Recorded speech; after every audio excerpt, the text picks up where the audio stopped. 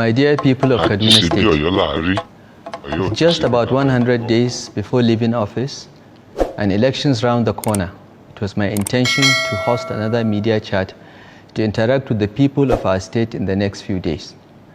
While I still hope to do so, I feel the need to address you all today due to the unprecedentedly cruel situation our people and their livelihoods have been thrown into, particularly in the last 2 to 3 weeks, by the decisions, actions and inactions of the federal government of Nigeria.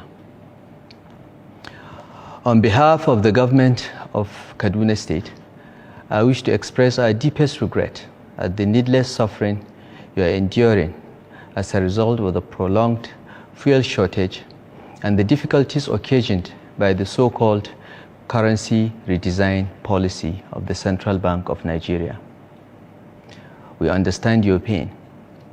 I assure you that as your state governor, I've been working with my colleagues to do everything in our power to end these pains.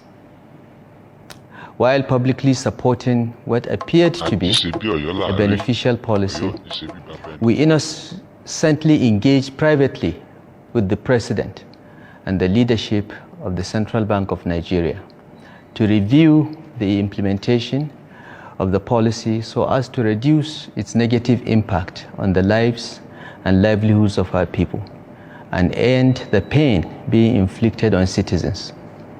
In the absence of any progress to modify implementation on the part of the architects, we were forced to go public about 2 weeks ago with our concerns and demand that this suffering must stop.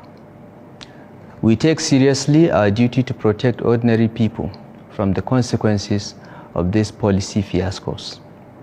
The sad fact is that the victims of these mindless policies are the people that elected us. It is their welfare that is being threatened. Many of our people have been left in a situation where the money they put in banks has literally been confiscated, depriving them of the ability to buy food and basic necessities. Our traders cannot sell as much as they used to because their customers have no access to their hard-earned money. We've been officially informed that the currency redesign policy is to reduce money laundering and render useless stashes of high-denomination naira that many politicians and public officers have accumulated through corruption and other illicit activities. As earlier stated, we are fully in support of such a policy, and we made this public from the very beginning. We had privately expressed concerns about the timing of the currency design policy and the unrealistic timeline for its implementation. We were assured that all steps have been taken to ensure that we avoid the recent experience of India, where implementation of a similar demonetization policy targeted at politicians ended up hurting the poorest and small businesses the most. In official briefings to the President, the Central Bank of Nigeria constantly alluded to the fact that the policy also targets politicians who have accumulated a huge war chest for vote buying during the forthcoming elections. It is now clear that the President has been deceived by the Central Bank of Nigeria and some elements in his government into buying into this overarching narrative in the name of ensuring free and fair elections in 2023. It is important for the people of Kaduna State and indeed Nigeria to know that contrary to the public announcements and apparent good intentions, this policy was conceived and sold to the President by officials who completely lost out in the gubernatorial and presidential primaries of the APC in June 2022. Once Asiwaju Bola Ahmed Tinubu emerged as the candidate in June 2022 and subsequently did not pick one of them as his running mate, this currency redesign policy was conceived to ensure that the APC presidential candidate is deprived of what they alleged is a humongous war chest. They also sought to achieve any one or more of the following objectives. Number one, to create a nationwide shortage of cash so that citizens are incited to vote against APC candidates across the board, resulting in massive losses for the party in all the elections. Number 2, ensure that the cash crunch is so serious, along with the contrived and enduring fuel shortage existing since September 2022, that the 2023 elections do not hold at all, leading to an interim national government to be led by a retired army general. And number 3, sustain the climate of shortage of fuel, food and other necessities, leading to mass protests, violence and breakdown of law and order that will provide a fertile foundation for a military takeover. In the pursuit of these objectives, the Central Bank of Nigeria and these other disgruntled federal officials have so far convinced the president that it is fine for ordinary citizens to be dispossessed of their hard-earned money and starved if need be, while small and medium-sized businesses are deprived of access to their capital, thereby bringing trade and exchange to a grinding halt. All our efforts to modify implementation of the policy to avoid what we assumed were unintended consequences were unsuccessful. I chose to speak out first as one person that has been particularly close to the president, believing that his actions were motivated by innocence and mindful of his legacy.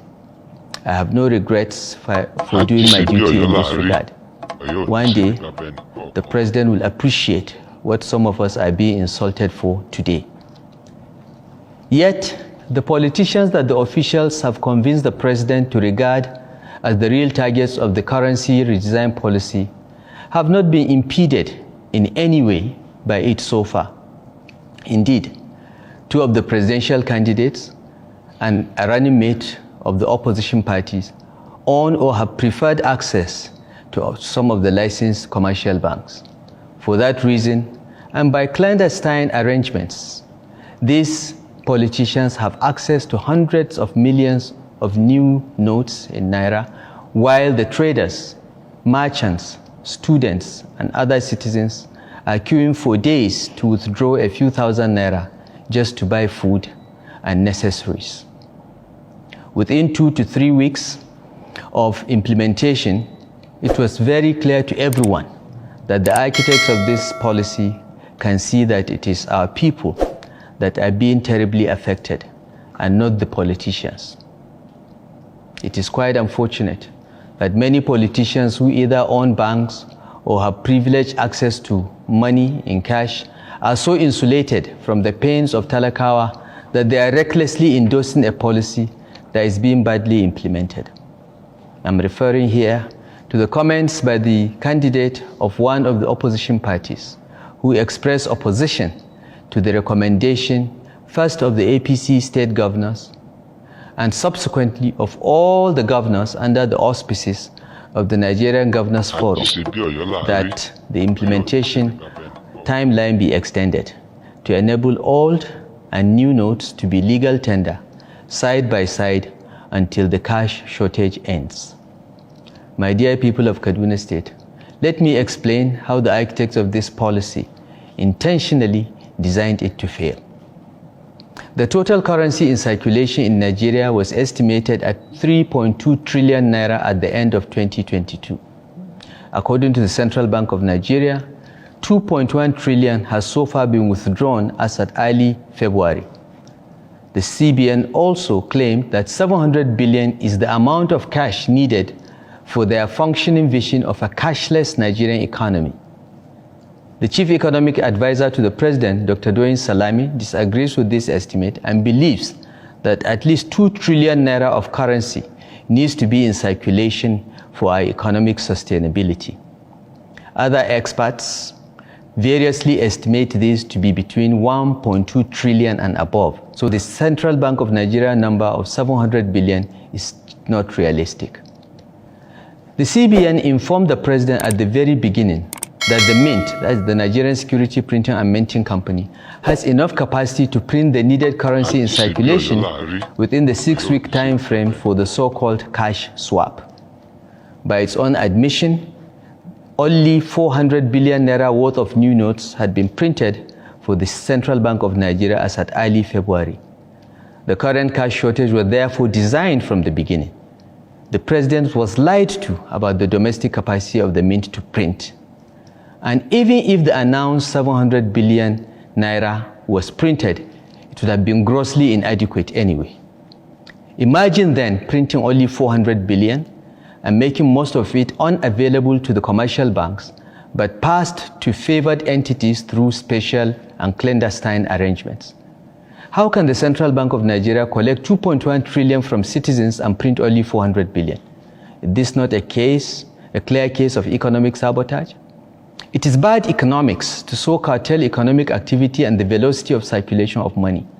It is also insensitive to deliberately cause cash shortage and then seek to instigate the public against the mostly innocent commercial banks. Even the most honest and prudent action by banks cannot magically make 400 billion to look like 2.1 trillion or have the same spread and availability like the central bank should have ensured. As a regulator, the Central Bank of Nigeria should not be seen to be setting up the banking sector as the public enemy to cover up the glaring failure in its design and implementation of the so-called cash swap policy. We have repeatedly appealed to the federal government to allow whatever remains of the old notes to circulate concurrently with the new notes. We recommended that the federal government should also hasten to ensure that more of the new notes are printed and brought into circulation. We thought that if the Nigerian mint is incapable of printing the volume of cash needed as it appears, then necessary steps must urgently be taken to get a reliable supply source.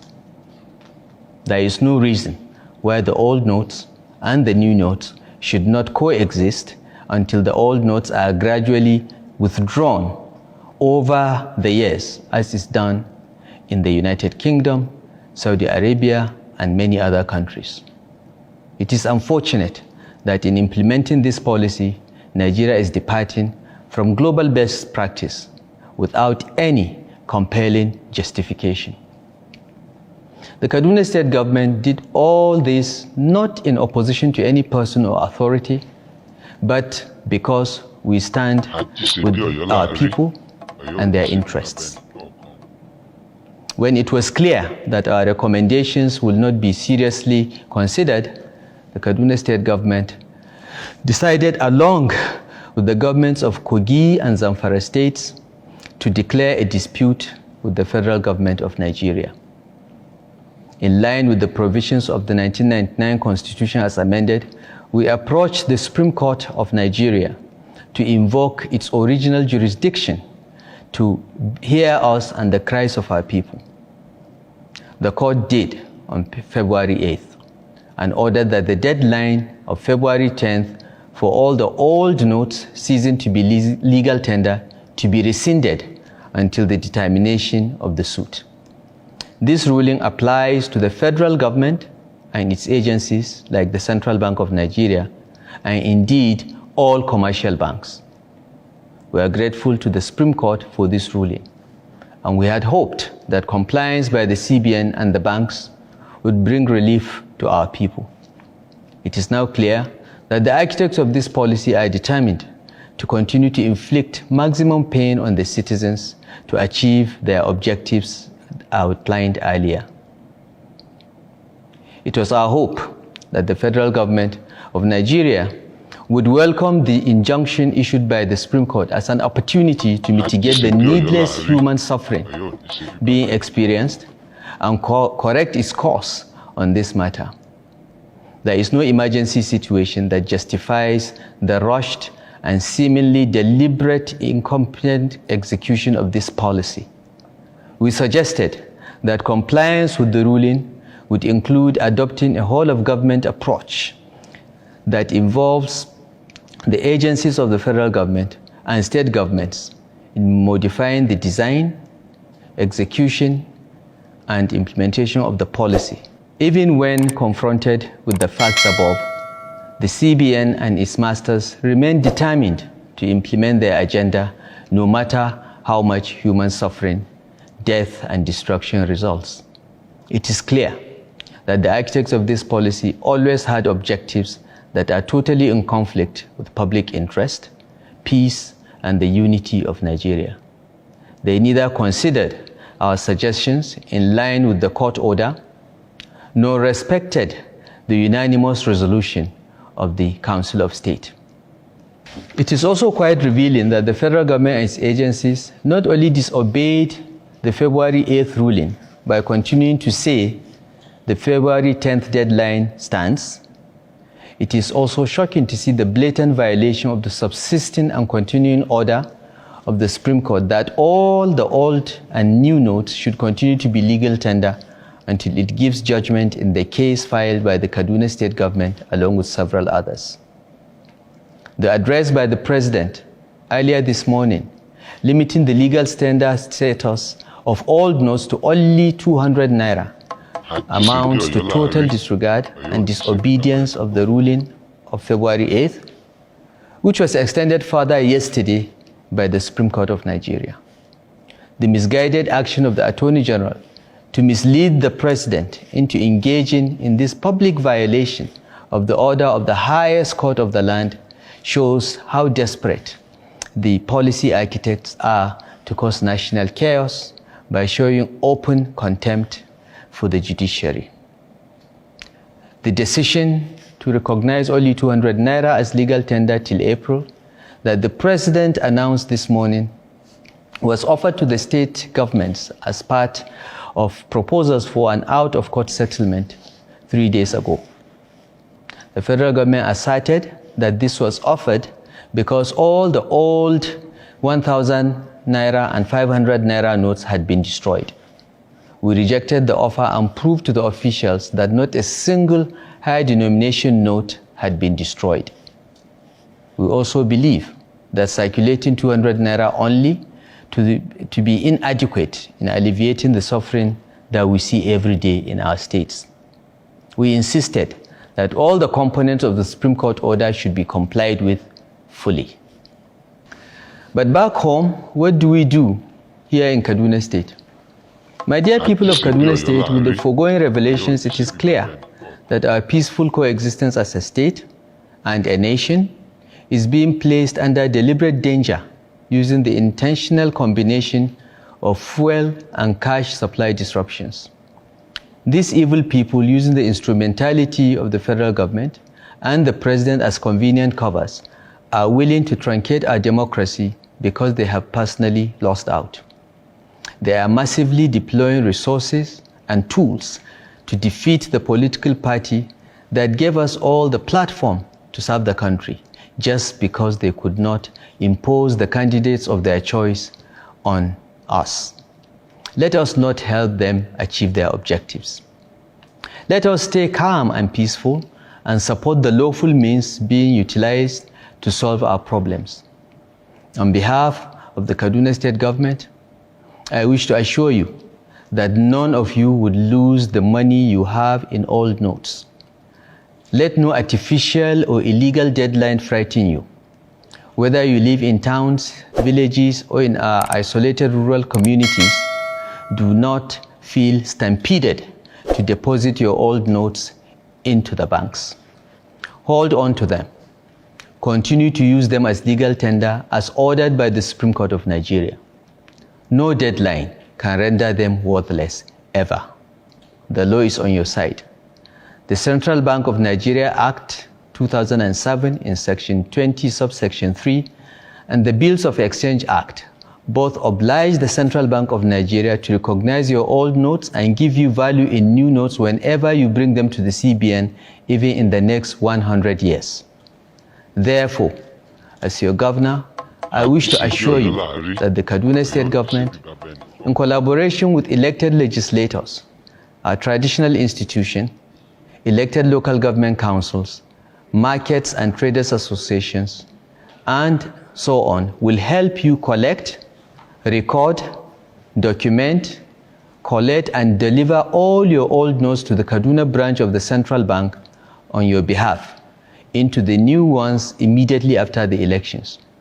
We'll also ensure the delivery of your new notes to your various locations without any hardship or expense on your part. We shall save you any panic and the stress of a long journey from your community to the CBN office in our state capital from March until the end of December 2023, if need be, by the grace of God. For the avoidance of doubt, all the old and new notes shall remain in use as legal tender in Kaduna State until the Supreme Court of Nigeria decides otherwise. I therefore appeal to all the residents of Kaduna State to continue to use the old and new notes side by side without any fear. The Kaduna State government and its agencies shall seal any facility that refuses to accept the old notes as legal tender and prosecute the owners. If need be, we shall take further consequential actions available to us under the law. While I urge you all not to fall for these antics of the enemies of Nigeria, please be patient and continue to exercise resilience in the face of open provocation and deliberate disinformation. We encourage you to be ready with your permanent voter's card to vote in the February 25th Presidential and National Assembly elections. We are doing all we can to ensure that it is peaceful, orderly, and hitch-free. I appeal to you to understand the shenanigans of these unpatriotic elements in Abuja and ensure you vote massively for the intended victims of these last-minute policies of needless hardship and incitement of the citizens. Our party, the APC, and the candidates in all of the elections. The Kaduna State government is making this appeal and taking all these measures to shield our people from the terrible consequences of the currency redesign policy. We seek to protect our people's hard-earned money, their ability to engage in trade and exchange, and buy what they need. We also seek to protect their civic rights, liberties, and freedoms under a democratic dispensation. I call on the people of Kaduna State to remain peaceful and vigilant in the face of brazen attempts to engineer crisis in order to get a pretext for unconstitutional or undemocratic actions. In conclusion, our presidential candidate Asiwaju Bola Ahmed Tinubu has asked me to convey his greetings, empathy, and words of encouragement to the good people of Kaduna State. He urges us to remain patient, pray for our country, and remain vigilant in our pursuit of renewed hope. Thank you all for listening. God bless Kaduna State. God bless the Federal Republic of Nigeria. Àjíṣebí Ọ̀yọ́